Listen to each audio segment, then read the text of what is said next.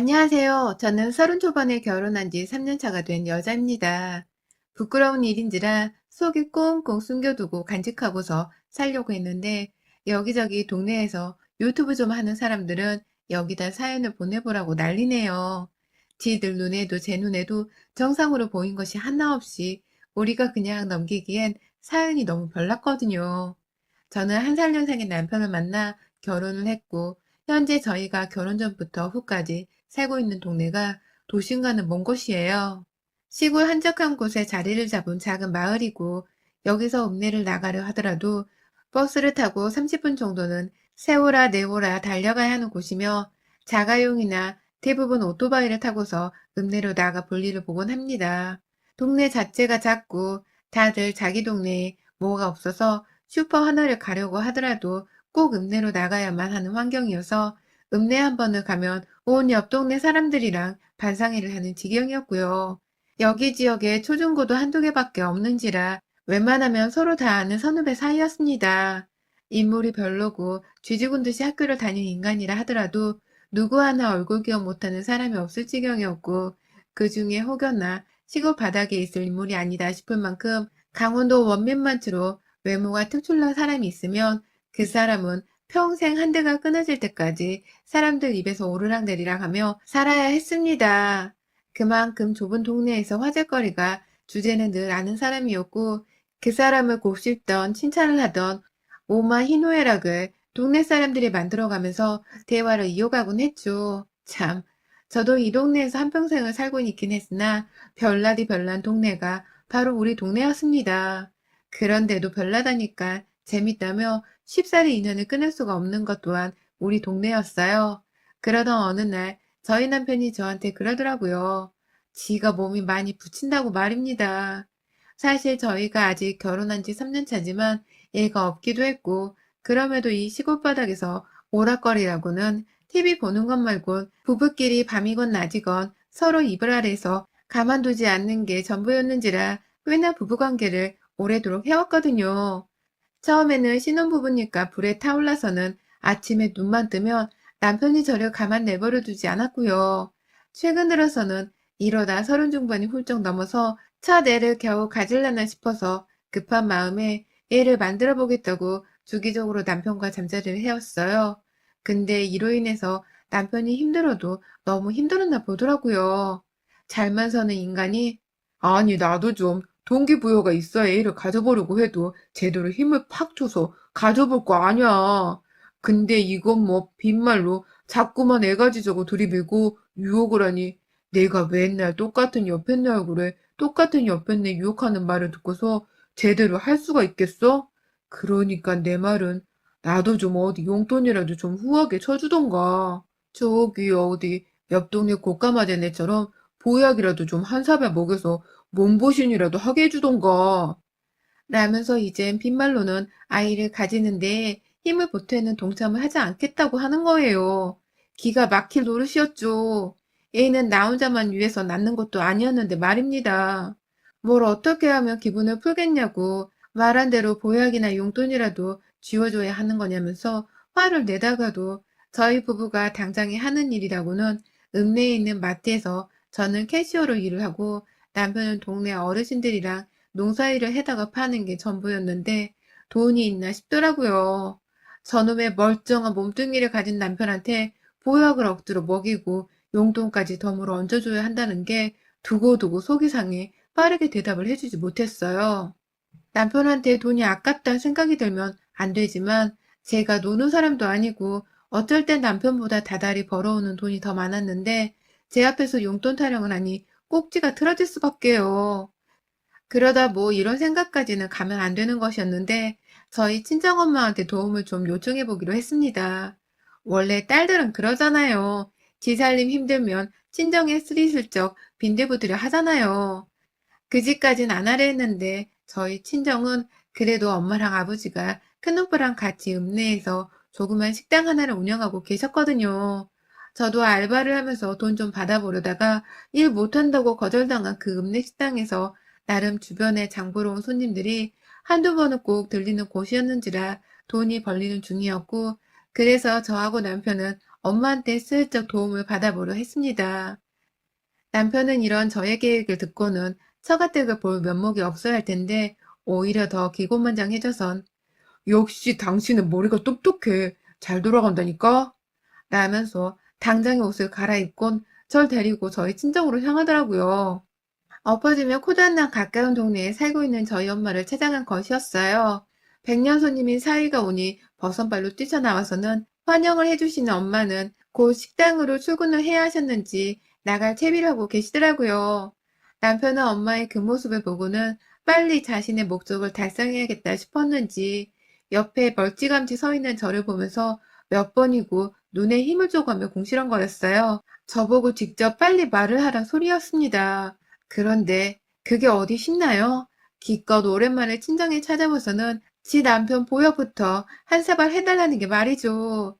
일부러 옆에서 남편이 절 어찌 쳐다보고 말건 한 귀로 한 눈으로 듣고 무시하고 흘리게 반복하다 엄마가 나 이제 식당 가야 혀 라면서 가방을 드셨고 그 순간 남편이 엄마의 앞으로 달려가 매달렸어요.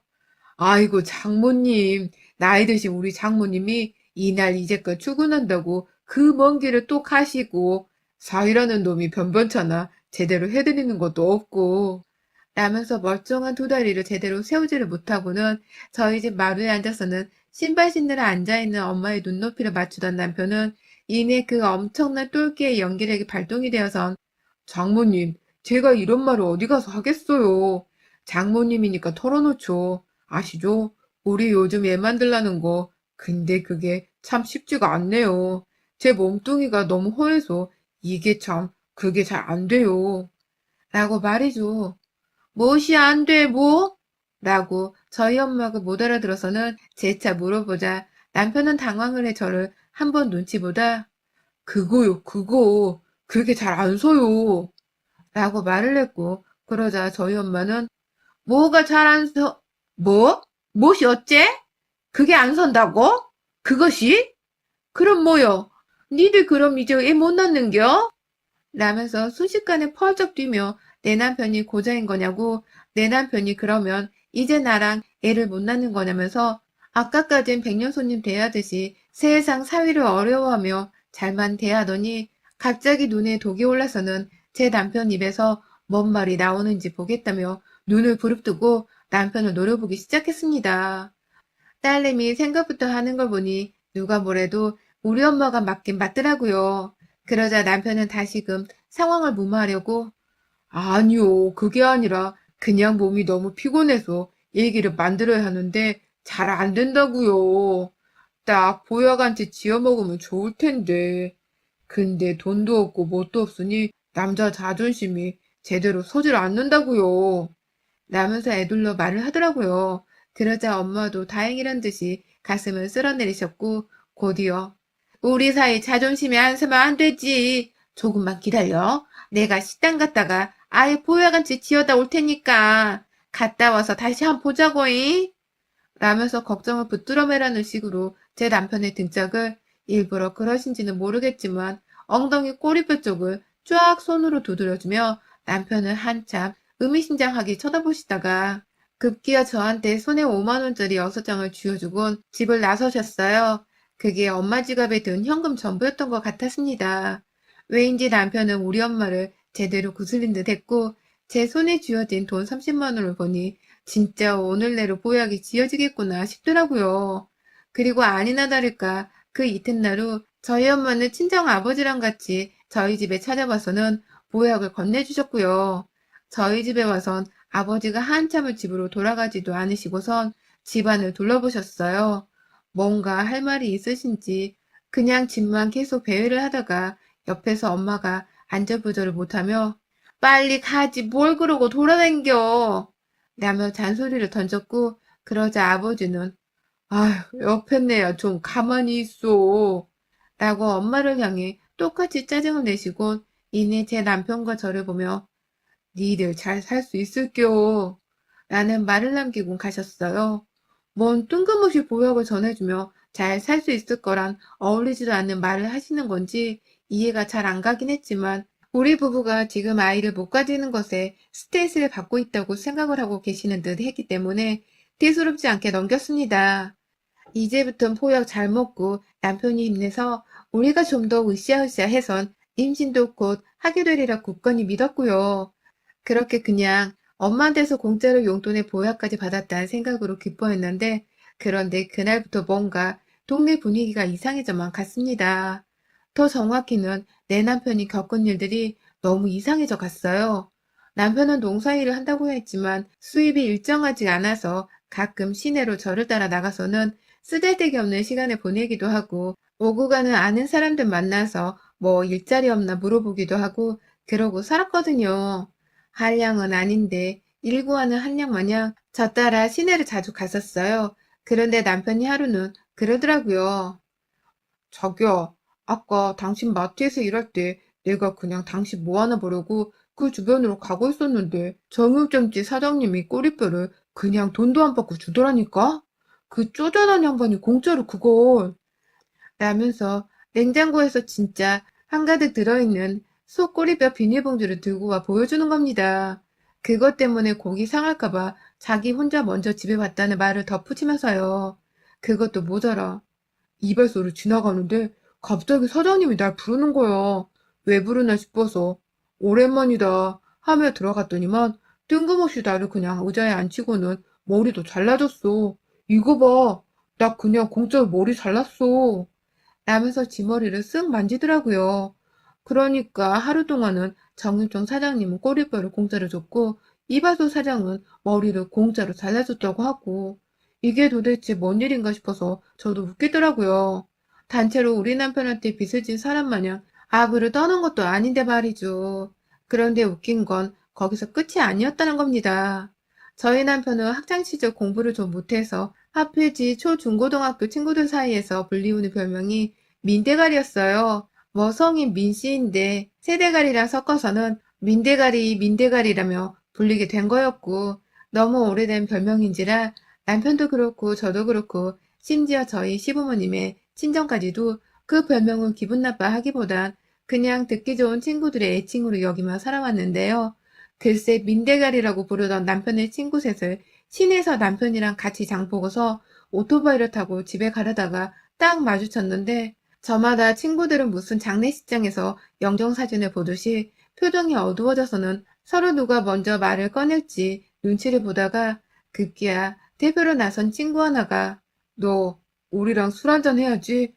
내가 술 살 테니까 약속을 잡어. 우리랑 술도 안 마시고 너 뭐하고 사는 게 요즘. 힘든 거 있음 우리한테 솔직하게 털어도 놓고 뭐 힘든 게 많겠지만 잘 견뎌내고 라면서 저희 남편을 걱정만 해주는 것처럼 말을 하더니 옆에서 다른 친구 하나가 술을 먹으면 안 되는 거 아니야? 안 좋을 텐데.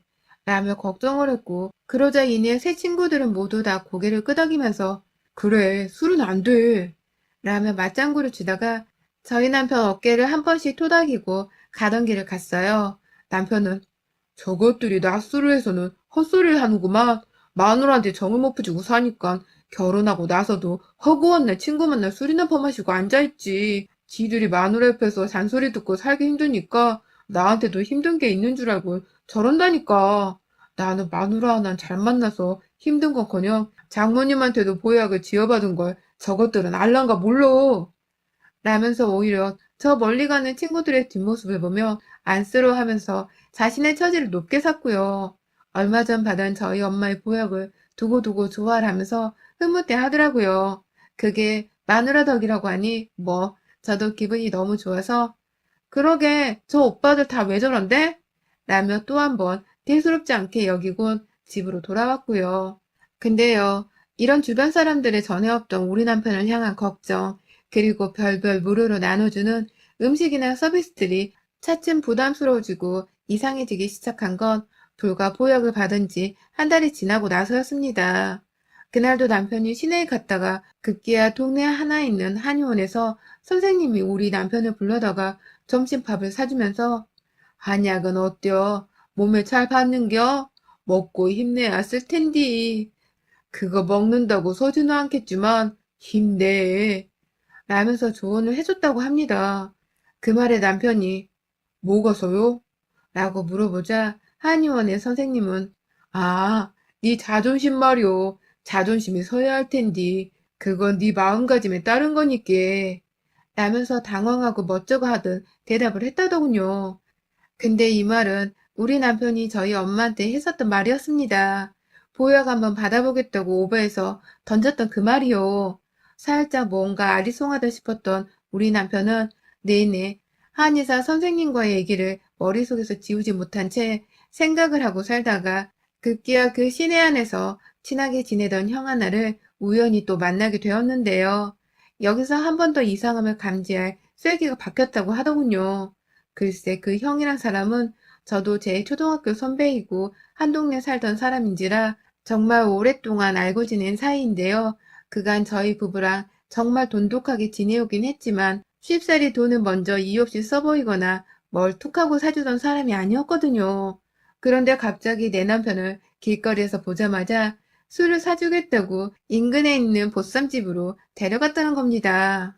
거기서 보쌈 안주에다가 막걸리 2병을 턱 쏘는데 낮이었어도 이 형이 공짜 음식을 사준다고 하니 남편이 차마 거절할 수가 없어서 그 자리에서 안주에 막걸리 2병까지 의심 없이 그냥 다 받아먹었다고 해요. 그런데 술을 먹으면서 살짝 취기가 올라왔을 때 그 형이 그랬대요. 인생은 말이야, 다 그럴 때가 있는겨. 다 그런 걸 겪다가 백발노인이 되고 관에 누워 죽는겨. 너가 재수가 없어서 그런 게 먼저 왔겠지만 뭐 나한테도 곧 올 것이고 저기 저 보쌈집 사장님은 벌써 왔을지도 몰라. 다 살다 보면 차츰 그런 게 애곱이 오는겨. 그러니 힘내 동생. 네가 어쩌다 그렇게 됐을까이. 라면서 남은 막걸리를 지 속이 상한다며 입안으로 쭉 들이붓더니만 그 길로 깨꼬닥 하며 책상에 머리를 박고 쓰러졌다는 겁니다. 아주 꽐라가 되어버렸어요.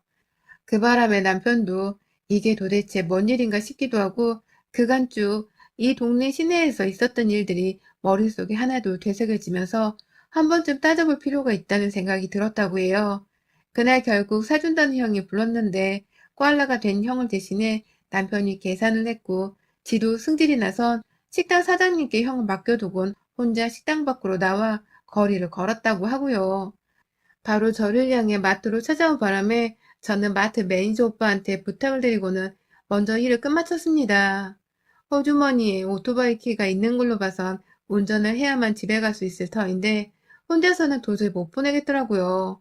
그래서 남편을 부축하면서 둘이서 막 남편이 오토바이 주차를 시켜놨다는 쪽으로 걷고 있었는데요. 거기가 중간에 시내시장 하나를 지나쳐야 해서 오고 가며 마주치게 된 동네 할머님들과 아줌마들이 정말 많았어요.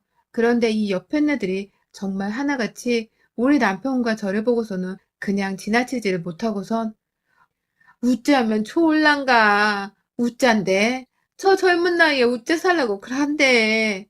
라면서 하나같이 꽐라가 된 내 남편을 꼴에 안쓰러워 죽겠다는 듯이 한탄의 말을 뱉어내더니만 이윽고 괜찮아 그래도 돼.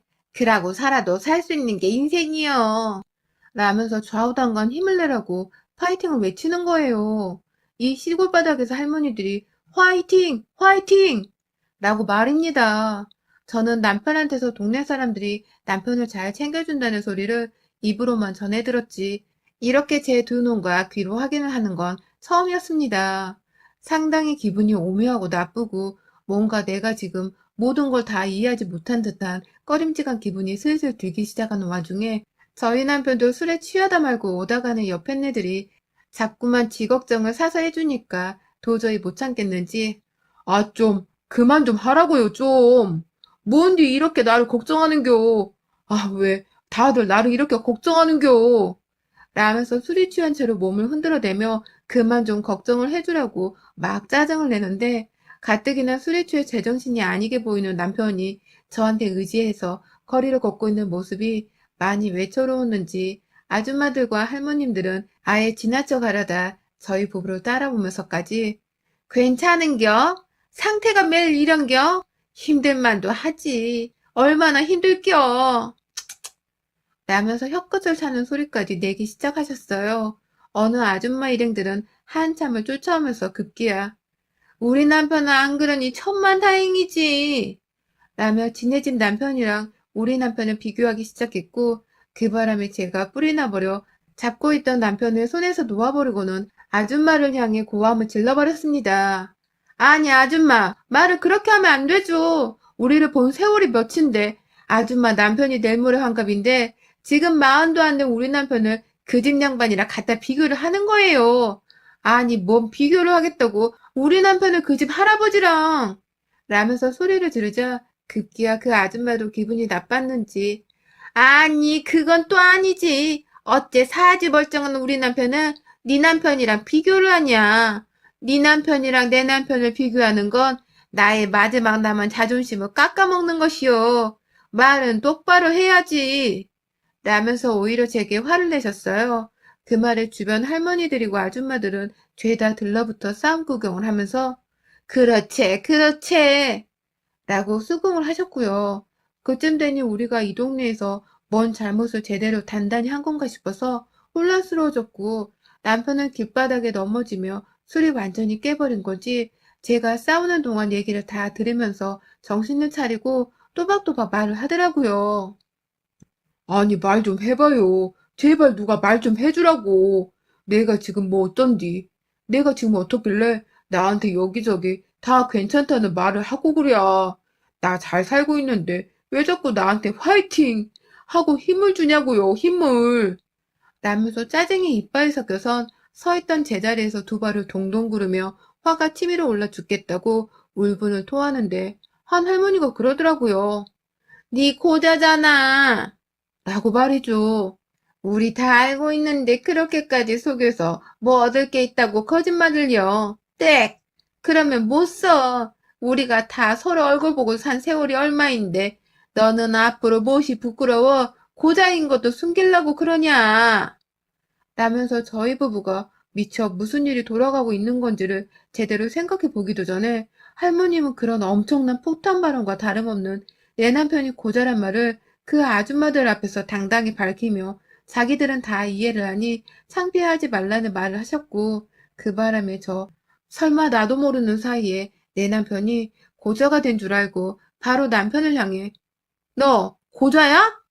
라며 소리를 질렀어요. 그러자 아줌마들이고 할머니고 흠이 라면서 동시다발적으로 탄성을 질러내더니 마누라는 몰랐던 거야? 라며 제 남편을 향해 일제히 사기꾼이라고 노려보기 시작하셨고요. 그러자 뒤편 가게에 있던 아저씨들도 뭐요? 마누라도 속이고 있었던 거요? 그러면 안 되지. 마누라는 알고 있었어야지. 라면서 뛰쳐나와 싸움판을 구경했어요. 그러자 남편은 이게 뭐 어떻게 돌아가고 있는 거야? 내가 왜 고자야, 자기야?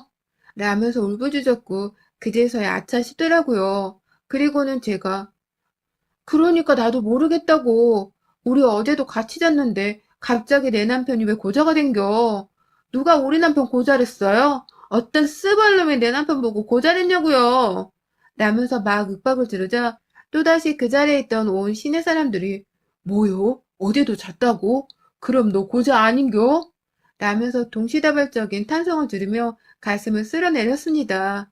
네, 이제 보니 동네 사람들은 저희가 보약을 받은 지난 한 달 동안 저희 남편이 고자라서 거기가 안 서는 남자라며 자기들끼리 쏙닥쏙닥 거리면서 뒷말을 주고받고 살았더라고요.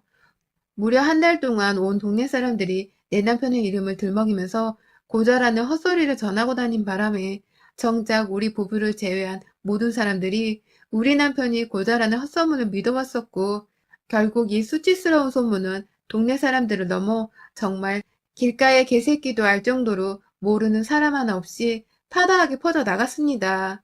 재미없는 시골바닥에서 사람들이 뭐 하나 물고 뜯을 거리 하나를 지대로 문 꼴이었습니다.